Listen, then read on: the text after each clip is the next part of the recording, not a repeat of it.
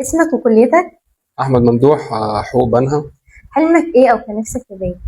كان حلمي كان اشتغل في مجال الكوره. كرة قدم ولا اي؟ كرة قدم. هل بالفعل اتدربت في نوادي او اشتركت في نادي او كنت بتلعب عموما؟ لعب الكوره يعني موجود من بدأت من وانت في قد ايه الحلم ده؟ 9 سنين او 10 سنين. يعني نقول في اعدادي او لا، قبل كده بكتير. في ابتدائي؟ في الابتدائي. وانت مستمر؟ مستمر. طب مثلا لو جات لك فرصة انك تكون فعلا لاعب في نادي هتتمرن؟ هتروح وتاخد الفرصة دي؟ كلاعب لا، انما كشغل في نوادي كاداره او في شغل فني، تمام. انما طب لاعب لا؟ مش خلاص. انت نفسك تكون؟ ما راحت بقى علينا خلاص. عادي، ممكن نفترض حصلت معجزة او حصلت حاجة ان انت جات لك الفرصة، بس ممكن الفرصة دي تيجي بتبقى مرة، هي بتبقى فرصة كده ربنا بيبعتها للشخص. لو جت احنا مستنيينها يعني مش هتقول لا راحت عليا، صح؟ لا، مش هنقول لا اكيد. بس ممكن تدور، صح؟ لو ممكن تلاقي الفرصة دي، لان ما فيش فرص بتيجي، احنا اللي بنروح لها. ما في حاجات بتمنع الفرصة دي، بس ممكن نروح لها، ممكن نلاقي ليها حل.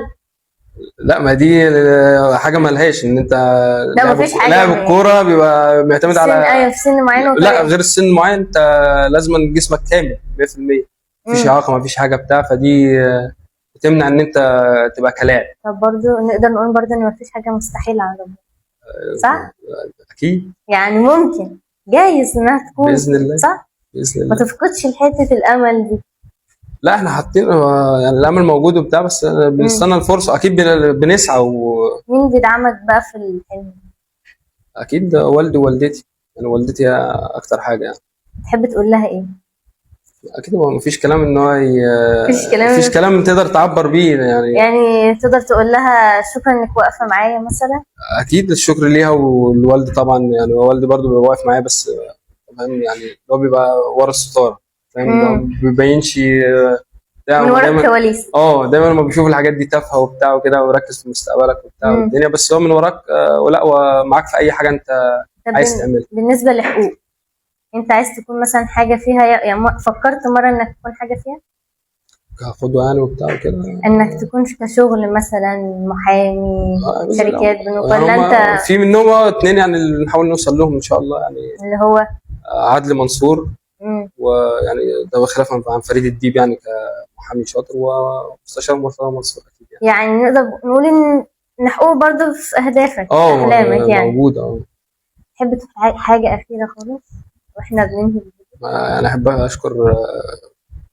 اشكرك الاول قبل ما انهي الفيديو. هو في ميداليات، ايوه، ايه بقى الميداليات دول؟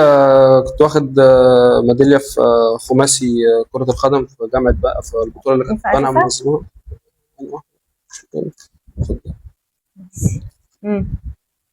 خماسي في كرة القدم. انت جبنا مركز تاني يعني، الحمد لله. الحمد لله. ودي الالعاب الجماعيه، وفي اللي هي بطوله اسكندريه اللي كانت الاسبوع اللي فات، دي برضو بطوله جماعيه طايره.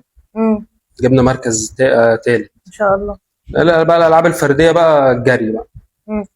خدت حاجه فيها؟ اصلا شايفه كتير يعني الحمد لله الخيارات كتير موجوده يعني. طب ما تكلمني عن دي مثلا.